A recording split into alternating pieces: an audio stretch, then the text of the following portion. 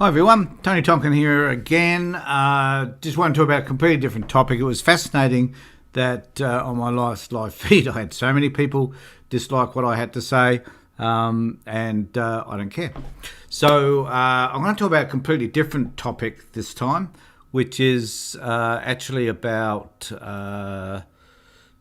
just bring this back up, which is actually just about, this time it's about child abuse. And the reason why I'm raising this particular issue now is that, for those of you that do not know me, I am the founder of the Child Protection Party and president thereof. And so this particular issue is of particular concern to me and those people that support what we're doing at the Child Protection Party. And I doubt whether I'm going to get all that many people abusing me as I did on my last feed about protesters and the right wing. So this is about a bloke in Adelaide who was arrested for setting up a child abuse distribution centre, I guess is the best way of putting this. And I often wonder whether here in South Australia we are the centre of child abuse exploitation, because we have regretfully had a bloke by the name of Shane McColl some 5 or 6 years ago who was a worker for the Department of Child Protection, and he was one of the world's largest distributors of child protection, child abuse pornography, and was consequently locked up. And he got away with it for quite a number of years, in fact, but has been locked up for, I think, 30 years or something as a result of his behaviour. And this raises always a continual issue for me and for others that are interested in the child protection space is, what is the appropriate penalty for people that contribute to and exploit young people and abuse them in such ways? Well, my view is that we should probably find ways to penalise them as much as we can, perhaps lock them away and throw away the key. Basically, that our level of tolerance for people that destroy other people's lives, particularly those of children, and the way that will affect them through adulthood, is catastrophic. And the lives that these people have to endure impacts a whole host of people, the people that the family, the relationships they have in the future, the way they interact with society, their criminality perhaps in some cases as well, and continuing abuse as well. So even though I do need to qualify this by saying that because you've been abused doesn't necessarily mean that you may become an abuser. That is a myth. And so I guess I'm concerned about the fact that these people are still doing this shit. The fact that they're still getting away with it to some extent is extremely distressing. The fact that they're caught is a great thing, but that they're able to get away with it for such a long period of time. And I really appreciate that the police and other services have, the federal police in particular, have got a whole lot of programs that are there to catch these people from doing these heinous crimes. But we need to ensure that these people do not start out. So we need to make sure that we identify those people who potentially could be committing these crimes in the future. And one of the most disappointing things, I think, is that we often, you can't deter somebody before they do a crime because you just don't know whether they're likely to do it or not. You can't assume that someone's going to become a pedophile. But what we can be doing is educating people and educating children and adults to be wary of people who behave in certain ways, so that once we recognise the behaviour, that we report that behaviour so that they know, even if they may not be arrested, that the police are onto them and that they need to be mindful of what they're doing, so that I guess they will either minimise or stop their behaviour, hopefully stop their behaviour. So there is this particular article about a bloke by the name of Jeffrey William Moyle, who is an online child abuse criminal. Whacker. I don't know whether that's a nickname, but I can think there's a wanker. And he was finally jailed for his behaviour. So an Adelaide-based foreign aid worker played a central role in creating the global online child abuse trade, making him one of the world's most infamous and most wanted criminals. So, it happened here in Australia, which is sad in itself. It's sad that it happens anywhere, really. So the newspaper today unmasked Jeffrey William Moyle, and that's his nickname apparently, so I guess that was his name known on the service he was providing, if you'd call it that, on the internet, whatever.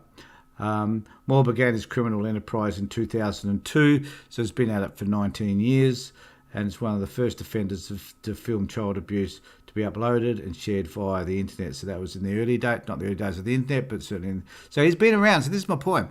He's been around for a long time performing these forms of terrible, terrible abuse and distribution of this shocking and appalling material, and it's taken this long for him to be caught. He was jailed and has been jailed for nearly a decade now.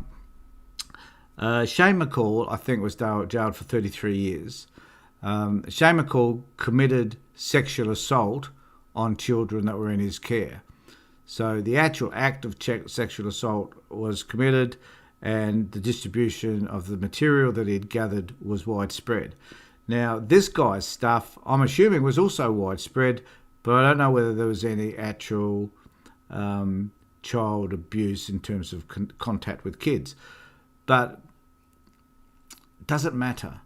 If someone's intent is to clearly get some satisfaction or to monetize this activity and spread stuff which is about kids who are being abused in the photographs, whatever is distributing, then that the penalty for that should be extreme, not just 10 years. That's bizarre. So it's not. I don't think he's even getting there. So it's nearly a decade. So he's going to be out. I'm assuming I don't know how old he is. There's a picture here, so maybe he's not that old. Well, he looks pretty young there. So it's been more than 8 years and 9 months for federal offences and more than 9 months for SA offences. So they've joined the two together, but clearly not enough here. He opposed a non-parole period of 4 years and 6 months, but backdated the term to take into account more than 2 years more has already been in custody. Parole a little more than... So he said, for God's sake. So he'll be on parole in little more than 3 years. How is that justice? How is that justice to all those kids that he's abused? So 47 of Westbourne Park pleaded guilty to sexual abusing child slaves held in Cambodia brothels. It doesn't matter where it happens. If it happens, it happens. And he should be penalised. So the question here is, would he have been penalised in the same way had that actually happened in Australia as it was the case with Shane McCall? Do we have a different law or a different set of laws? It's because it happens in another country. Kids are kids. It doesn't matter where they come from. So what are the issues? What are the issues here for him? So to go on, in June, after one of his now adult victims made a historic bid of compensation, while whose assets had been frozen, agreed to pay $84,000. That's minimal. That's pittance compared to what this particular individual is like to experience in their lives. The judge said Moore was involved in the most vile activity against vulnerable children, had continued to exploit them for years. That by placing their images on the World Wide Web, you would be perpetrating their shame and jeopardising their futures. Well, yeah, absolutely. And the fact is that I don't know what those videos or films were or photographs, but I can guarantee you that some of them were these kids being abused. Judge said Moore's videos were graphic, there we go, and detailed in their depravity. The compensation paid, said, was a sign of contrition, but could not outweigh the psychological damage done to the victims. Therefore, the amount of money that he paid, the $83,000, is pittance compared to the damage done to these children and now adults. He also noticed the payment was made very late, limiting its value in terms of a sentencing discount. So judge noted that Moore faced a maximum of 17 years sentence for his crimes, and that prosecutors had recommended a sentence in excess of 14 years. However, the president set by other cases across Australia and created a sentencing regime. So this is where we need to change the laws so that people that commit these crimes can face the appropriate penalties, and where we need to ensure that judges, in terms of case law, can hit these people with the maximum penalty. So I would imagine if there are a number of cases, so this was about probably one case or one witness, but if there are a whole series of offences, then for each of those offences there could have been a sentence. So clearly in this case, perhaps that wasn't the case. So it's somewhat distressing, I think, that these people get away with such minimal sentences. But we're hoping through the Child Protection Party that perhaps some of that will change over time. So thanks for being with me, everybody. Take care, look after yourself, and more importantly, just keep yourself safe. Bye.